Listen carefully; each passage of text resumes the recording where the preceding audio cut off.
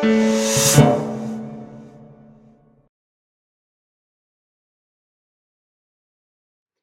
guys, 3 weeks post-surgery and I am back home. I'm wearing some really crazy clothes, so I'm just going to explain this while stroking my cat. Hi Rupert! This is the compression wear, which as you can see goes all the way down to the knee and the bust. I'm actually wearing underwear over it just for the purpose of this video. The compression wear has a zip which keeps it open so that you can go to the toilet without having to take it off and on every time that you need to go, which is quite frequent for me. So for the purpose of this video, rather than me always having it open, I've just put some underwear over the top of it. I haven't worn underwear at all. This is very loose fitting and I will be taking it off as soon as this video is finished. Now, one big thing that made a big difference to me is switching my underwide bra for a sports bra, where you spend a lot of time on your front. The underwiring will dig in and really hurt the ribs. It gave me quite bad bruising. So that's something that I found really important as soon as I got back to England following my surgery, was to switch my bra for a sports bra. Now this compression wear is worn day and night continuously, and I also then have surgical wrappings that go over the top. I wanted to show you the very sort of minimal silhouette that I have at the moment so that I can give you an idea of what to expect. When you wear compression wear, there is obviously swelling to the area that you were trying to reduce, and wearing the compression wear helps to clear the fluid from the body. So where there's water retention under the skin, this will help the circulation, it will help the healing, and where its liposuction has taken place, it's putting everything back together. So it's very important that you wear that. You do then get swelling down below, which is completely normal, and it will subside. I'm really, really mobile now. Every day you kind of get that little bit better. There isn't really much going on between week 2 and week 3. Week 2, at day 14, I had my stitches removed, which took all of a second, and it's just a very small area at the top of the butt cheeks. We have 2 incisions where the implants went in.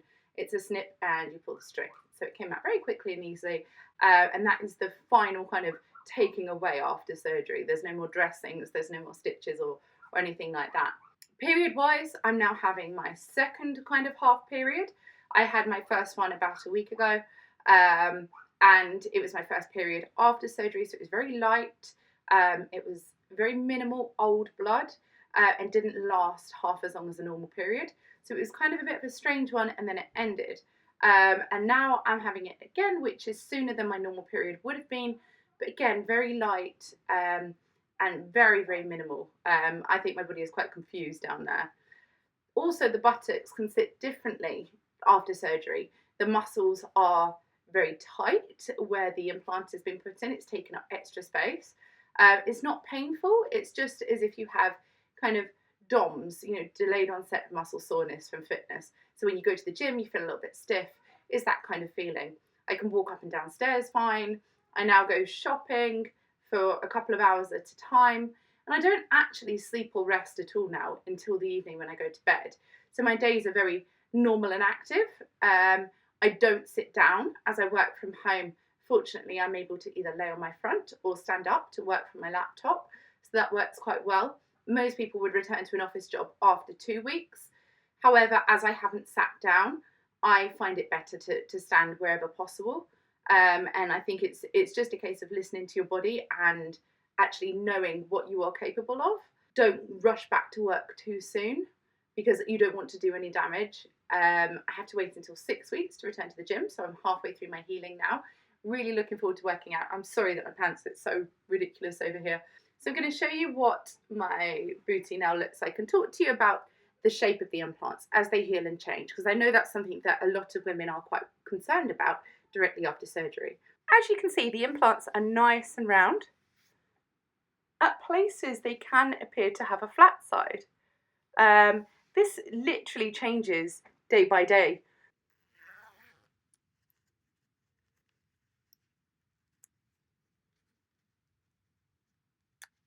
So the majority of the bruising is now completely gone, definitely from around the hips and sides.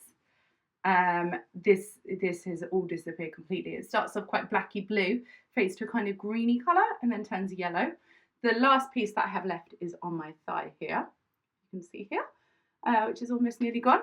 The ab etching is 2 vertical lines down here, which is slightly creased in where the compression wear has been holding me. I do still have some fluid retention, which makes it quite squishy, and the skin feels almost rubbery to the touch, which is just where everything is kind of regenerating and renewing and coming back together. So as each day passes, more definition comes to the abs.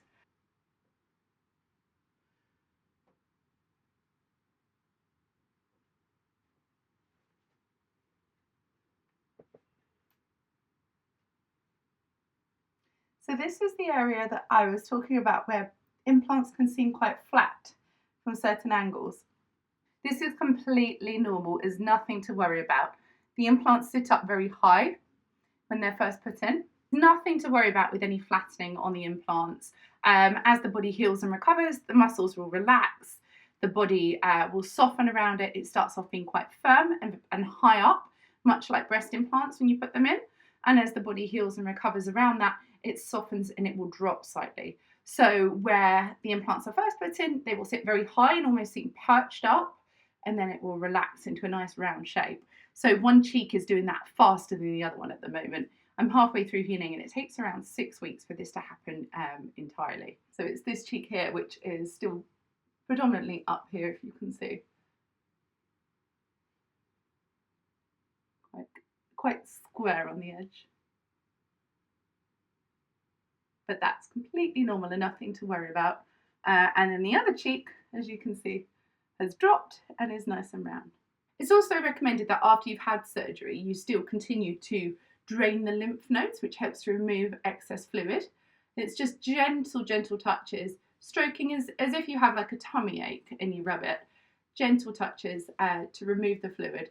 So I find myself, when I'm kind of standing around, rubbing my thighs and my buttocks very gently, just to stimulate the blood and also to soften the buttocks. So halfway through healing now, one of the biggest things that I have found has really kind of got to me isn't the sleeping on the front, because I've not had a problem with that, isn't not being able to sit down because I'm normally active anyway, it's actually not being able to go to the gym. So it's not my routine completely, whereas I would go to the gym for 1 to 2 hours every day. Now I'm like, what do I do instead? I have to wait 6 to 8 weeks before returning to my normal workouts, as most people with an active job would have to do the same. An office job is 2 weeks post-recovery, going back to a kind of standing on your feet job 4 weeks, and going back to a fitness job 6 weeks.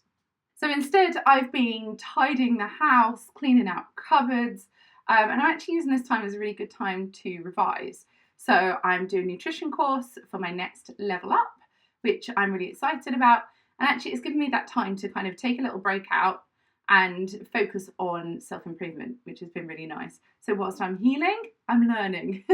Other than that, I guess it's just the kind of feeling that the clothes that you wear change your kind of mood.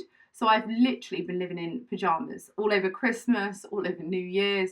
When I'd normally want to be glam or do my hair and makeup, I've just been in my unicorn pajamas, just chilling out, really relaxing, stuffing my face with food just because it's been Christmas and New Year's. Now it's January, it's a new start, it's been healthy, it's been fresh, and I can't wait to finish my recovery and get back to normal. So I'm also walking the children to school every day. I get around 2 hours of exercise a day, which is just gentle walking to and from school. I don't get dizzy anymore. I don't feel tired. I don't get faint. Like I'm literally back to normal. Walking is completely fine for me. It doesn't shake my buttocks anymore. It doesn't make the scar ache or anything. And actually the incisions are very, very minimal. I think given the fact that I have tattoos as well, it's not even noticeable. So yeah, 3 weeks in, there's not really a massive deal to report because the majority of my healing is over now. It's just a waiting game. So if you have any questions, any thoughts or feedback, please leave them in the comments below and I will try my best to answer them. I'm going to go and take my underwear off now, put my compression garments back on and carry on with my studies. So I hope you all have a lovely day.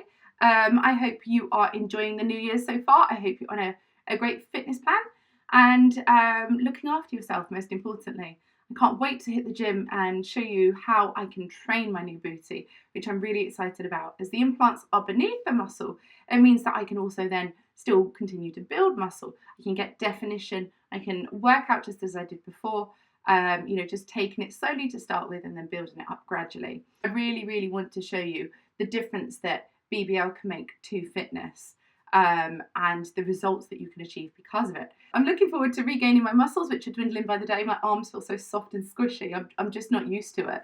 And then to carve a nice six-pack and be as healthy and as active and adventurous as I normally am. So 3 weeks and counting, guys, and then I'll be like, yes, gym videos. Take care, and I'll see you all soon. And right before I go, because I totally forgot, I started getting dressed. I haven't started driving yet. You can actually drive as of 2 weeks when you can use your BBL pillow, but I've actually avoided sitting completely. As I have a manual car, I don't want to push pedals and put strain on my legs and my buttocks, so I've actually avoided it. Sitting on the plane, I literally use my BBL pillow for 10 minutes for takeoff and landing. That's putting the pillow behind your thighs, sitting back on it, putting your weight into the back of the seat and into your heels on the floor. And then I use my arms to hold onto the armrest. So it's almost like perching for 10 minutes before takeoff and landing. And then as soon as the seatbelt sign went off, the air stewardesses were very accommodating. They allowed me to have 3 seats to lay down on my front. So the 3-hour flight home was really, really quick and easy for me. And it was no different to being at the recovery villa, really. I just kind of laid there and slept. To travel in a normal car, all you have to do is go into the passenger seat at the front and put the seat right down. You can have a pillow on there, you just lay forwards, and the seatbelt can go over your back. So I can go in a car absolutely fine. I haven't been on a train yet, which will be interesting for work. So I do actually have a meeting coming up where I have to sit for 2 hours, considering I've never sat yet. I will be using my BBL pillow, and I will be standing as soon as I can, making everyone cups of tea perhaps. I don't think there's anything else that I've forgotten. I'm going to get dressed now, and I'll see you all soon.